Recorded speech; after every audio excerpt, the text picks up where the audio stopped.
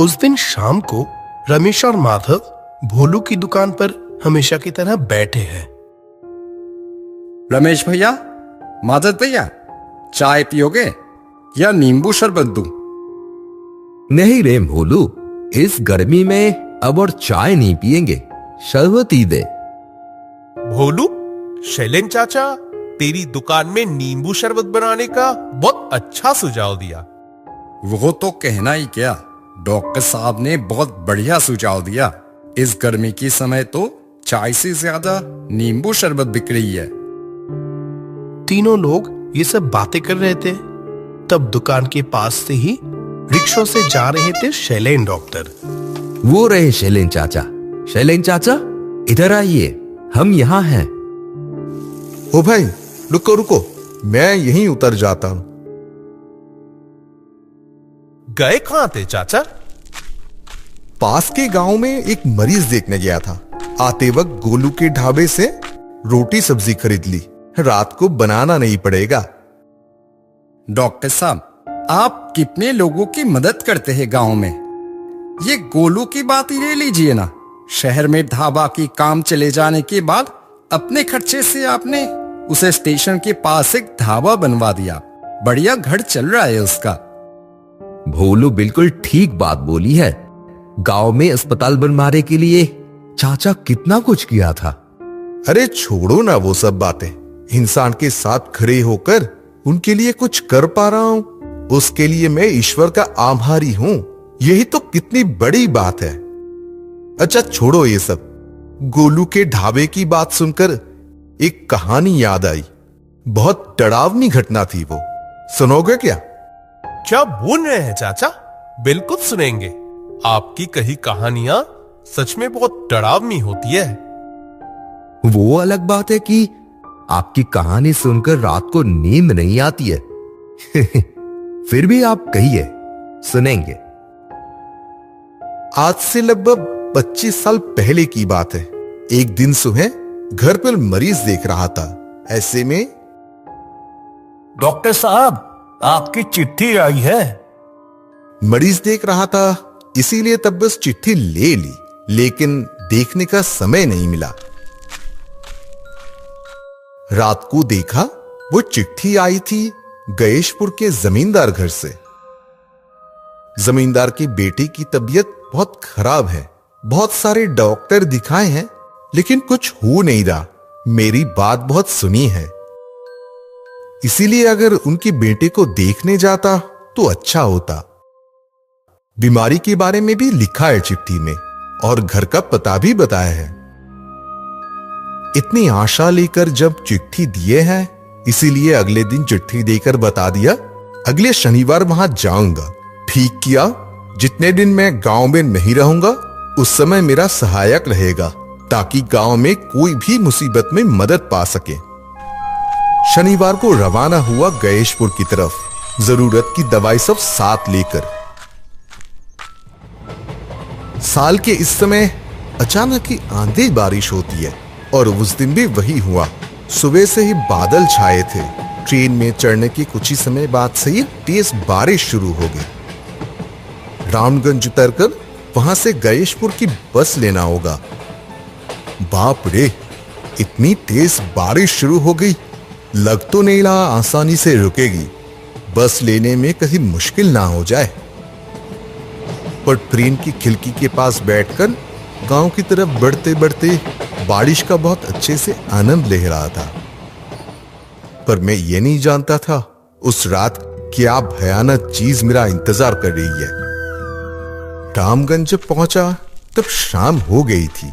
बारिश रुकी थी, पर बादल फिर भी छाए हुए थे। स्टेशन से बाहर आया, बस स्टैंड की तरफ एक बस भी खड़ी थी। देखा, यही वो गणेशपुर जाने वाली बस है। मैं जाकर जल्दी से बस में चढ़ गया। 2-3 लोग इधर उधर बैठे हैं। भैया, बस कब छोड़ेगी? यही 15 मिनट में ही छोड़ेगी। कितना समय लगेगा गणेशपुर जाने में? घंटे भर में पहुंच जाएंगे। 15 मिनट में ही बस छोड़ दी उन 2-3 यात्रियों को लेकर। समझ गया, गणेशपुर के रास्ते यात्रियों की संख्या कम होती है या आज की आंधी के लिए ऐसा हुआ है। बस आधा घंटा ठीक ठाक चली, उसके बाद रास्ते के एक तरफ रुक गई। भैया क्या हुआ? बस ऐसी सुनसान जगह पर आकर रुक क्यों गई? हम बहुत बड़े खतरे से बच गए। उसका मतलब? तूफान में कितना बड़ा पेड़ रास्ते में टूट पड़ा है। थोड़ी देर और होती तो। मैं भी बस की रोशनी में सामने देखा, सच में सामने एक बड़ा पेड़ टूटा पड़ा है। अगर बस की टक्कर लगती तो बड़ा खतरा हो सकता था। भैया तो अब क्या गैशपुर जा नहीं सकेंगे? जा सकते हैं, पर घूम कर जाना होगा। उसके लिए और 1 घंटा ज्यादा लगेगा। और आप तो गयेशपुर के जमींदार के घर जाएंगे, तो आपको गंज के बस स्टॉप पर उतरना होगा। मैं जो ये सुनकर थोड़ा घबरा गया। शायद कंडक्टर ने समझा था, इसीलिए खुद से बोला, चिंता मत कीजिए, आपको मैं ठीक जगह पर उतार दूंगा। वहां से जमींदार के घर जाने में ज्यादा वक्त नहीं लगेगा। कंडक्टर की बात से थोड़ा निश्चिंत हुआ। बस पीछे जाकर बाईं तरफ एक पतले रास्ते से चलने लगती है। दोनों तरफ घरे अंधेरे से ढका। कुछ देर बाद अचानक से देखा बस के यात्री सब बस की खिड़कियां बंद करके जैसे चुपचाप बैठे हैं। भैया क्या हुआ है? नहीं नहीं, कुछ भी नहीं। आप यहां नए हैं इसीलिए। कंडक्टर ने शायद चाहकर भी कुछ नहीं बोला। मैंने और ज्यादा कुछ नहीं पूछा। एक काम से आया हूं, काम खत्म करके चला जाऊंगा, उससे ज्यादा क्या जरूरत। लेकिन आज सोचता हूं कंडक्टर से सब पूछ लेता तो शायद अच्छा होता। और कुछ समय चलने के बाद बस एक जगह पर रुकी। भैया ये गंज का बस स्टॉप आ गया, यहीं उतर जाइए। कंडक्टर की बात मुताबिक उतर गया वहां। बस से उतरते ही वो जो रास्ता देख रहे, वहां से कुछ समय चलकर मंदिर पार करते ही जमींदार का घर। लेकिन एक बात कहूंगा, रास्ते में मत रुकना तई, खासकर मंगलू के ढाबे के पास तो बिल्कुल भी नहीं। मेरे कुछ कहने से पहले ही वो बस यात्रियों को लेकर पल भर में सामने अंधेरे में गायब हो गई। कंडक्टर के कहे हुए रास्ते पर चलना शुरू किया। आसमान से बादल हट गए थे, रास्ता साफ दिख रहा था। कुछ देर चलने के बाद अचानक, साहब रात का खाना खाएंगे क्या? मैंने दाईं तरफ देखा, वहां एक खाने का ढाबा, नाम मंगलू का ढाबा, और ठीक ढाबे के बाहर ही बैठे हैं अधेड़ उम्र का एक आदमी। साहब क्या देख रहे हैं? गरीब का नाम मंगलू, मेरा ही ढाबा है ये। दाल चावल सब्जी मछली सब कुछ है, सिर्फ 20 रुपए। सच कहूं तो मुझे भी बहुत भूख लगी थी। सुबह आखिरी बार खाना खाकर निकला था और वक्त बर्बाद ना करके ढाबे की तरफ गया। उस आदमी का व्यवहार इतना अच्छा था, मेरे से जाए बिना रहा नहीं गया। तुम्हारा ढाबा यहां होने से सच में बहुत ही अच्छा हुआ। तेज भूख लगी थी। आइए यहाँ आकर बैठिए। आप जैसे लोगों का ही तो इंतजार रहता है हमेशा। मैं अंदर जाकर देखा, कुछ टेबल और कुछ कुर्सी रखी हुई है। खाने को कुछ है भी। अब तो बहुत रात हो गई है और अब तो खाने के लिए कोई आएगा भी नहीं लगता। क्या कह रहे हैं? मैंने तो अभी थोड़ी देर पहले ही ढाबा खोला है। थोड़ी देर बाद से ही तो सब खाने आएंगे। आसपास कारखाना है या जमींदार के पहरेदार आते हैं? नहीं तो इतने रात को ऐसी सुनसान जगह पर लोग। नहीं, वो लोग दूसरी जगह रहते हैं। खाने के लालच में रात को आते हैं। मौत का बुलावा जो है। मौत का बुलावा मतलब? वो सब छोड़िए, आप बैठिए, मैं आपके लिए अभी खाना लेके आता हूं। ये बोलकर मंगलू अंधेरे में कहीं चला गया। बैठा ही था तभी बाहर की तरफ नजर पड़ते ही चौंक गया। देखा 2 कंकाल दुकान के अंदर घुस रहे थे। पलक झपकाने में ही जितना वक्त लगता है, उसके बाद ही देखा ये तो धोती पहने हुए गांव के आम लोग हैं। मैंने देखने में इतनी गलती की।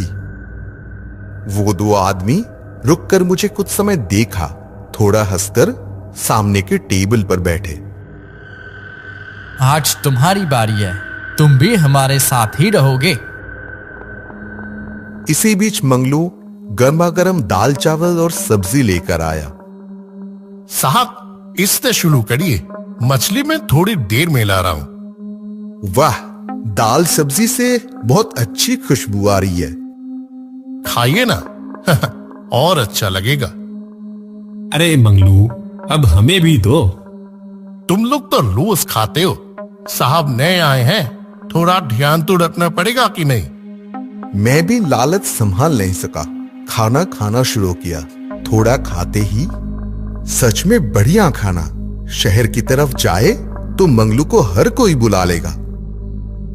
ये स्वीकारना ही होगा, मंगलू के हाथ में जादू है। इतना सुंदर खाना मैंने पहले कभी नहीं खाया। ये लीजिए साहब, आपके लिए स्पेशल मछली। सच्ची मंगलू, बहुत अच्छा खाना बनाते हो। नहीं, ऐसी बात नहीं।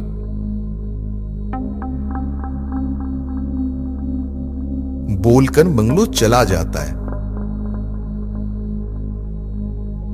दूसरी तरफ बैठे लोगों को खाते देखकर लग रहा है जैसे आज पहली बार खा रहे हैं।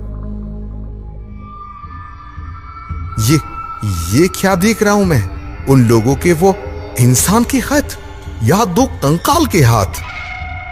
मैं साफ साफ समझ गया ये कोई जीता जागता इंसान नहीं है। अचानक याद आई बस कंडक्टर की बात। तो इसीलिए उसने कहा था रास्ते में कहीं रुकना मत। लेकिन मंगलू को तो इंसान की तरह ही दिखा था। यहां और नहीं रह सकता। मेरा मन हुआ मंगलू जिस तरफ गया था उधर एक बार देखने का। मैं उधर आगे गया। वो 2 लोग तब भी अपने में खापे चले जा रहे थे। मंगलू जिस तरफ गया था उधर थोड़ा जाते ही देखा एक कंकाल खाना बना रहा है। मंगलू भी जिंदा नहीं है ये समझने में देर नहीं लगी। ना चाहते हुए भी मेरे मुंह से आवाज निकल गया। अरे साहब जी, क्या देख रहे हैं? मैं मंगलू तो। मेरा सर तब थोड़ा घूम रहा था। उन 2 लोगों की जगह तब देखा 2 कंकाल बैठे हैं। कुछ देर पहले तक मैंने इन्हें जीता जागता इंसान समझ रहा था, लेकिन मैं गलत था। ये इंसान नहीं और हो भी नहीं सकते। मैं समझ गया था यहां खड़ा रहा तो जिंदा नहीं लौटूंगा। मंगलू के ढाबे से निकलकर भागना शुरू किया। पकड़ो पकड़ो इसे, भागने मत देना, इसे हमारे साथ लेना होगा। तू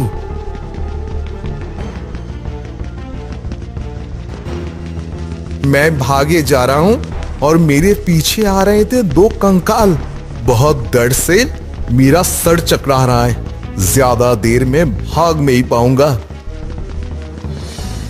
भागते भागते सामने देखा एक रोशनी सी दिखाई दे रही है। क्या है ठीक से समझ नहीं पाया। सब कुछ जैसे धुंधला सा दिख रहा है।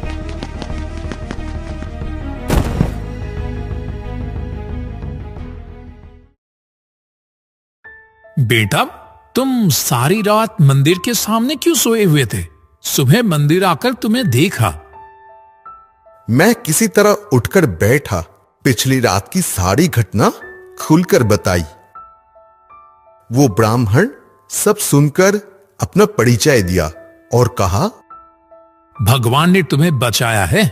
यहां आकर बेहोश हुए, इसीलिए है वो अशुभ शक्ति तुम्हारा कुछ नहीं कर पाया। तुम्हारे माँ बाप के आशीर्वाद है तुम्हारे ऊपर। आज से कुछ साल पहले मंगलू नाम का एक आदमी वहां ढाबा खोला था। उसके हाथ के खाने में सचमुच जादू था। कुछ ही दिनों में ही उसका नाम चारों तरफ फैल गया। सुबह शाम हर वक्त उसके ढाबे में भीड़ लगी रहती थी। लेकिन एक इंसान का भला ज्यादा दिन दूसरा नहीं देख सकता। कुछ शैतान लोगों ने एक दिन उसके बनाए हुए खाने में जहर मिला दिया। गांव के कुछ लोग वो खाकर मर गया और उन बेईमानों ने कहा कि मंगलू ने जानबूझकर जहर मिलाया है। एक दिन रात को, हे मंगलू, खाने में जहर मिलाकर लोगों को मारता है। विश्वास कीजिए, मैंने ऐसा नहीं किया। मैं तो लोगों को खिलाना पसंद करता हूँ। और वहां चुप कर धोखेबाज, आज तुझे नहीं छोड़ूंगा। गांव के लोग अपनों को खोने के दर्द में मंगलू को वहां जिंदा जला देते हैं। मंगलू जब जल रहा था तब वो चिल्लाकर बोला था, मैं फिर आऊंगा। मंगलू का ढाबा कभी बंद नहीं होगा। लेकिन मरने के बाद मंगलू आज भी स्वादिष्ट खाना बनाता है और इसके लालच में आते हैं वो मरे हुए लोग। वो जिंदा लोगों को भी मारकर अपने साथ लेना चाहते हैं, लेकिन तुम बहुत बड़े खतरे से बच गए। अब कोई चिंता की बात नहीं, लेकिन रात को इधर कभी मत आना। मैंने ईश्वर और माता पिता को प्रणाम करके जमींदार के घर की तरफ चलने लगा। सारी घटना सुनकर रमेश और माधव बोल उठते हैं, सच में शैलेन चाचा, आपकी जिंदगी की कहानियां एक से बढ़कर एक और भी भयानक होती है। अगले दिन एक और कहानी सुनने के लिए तैयार है ना?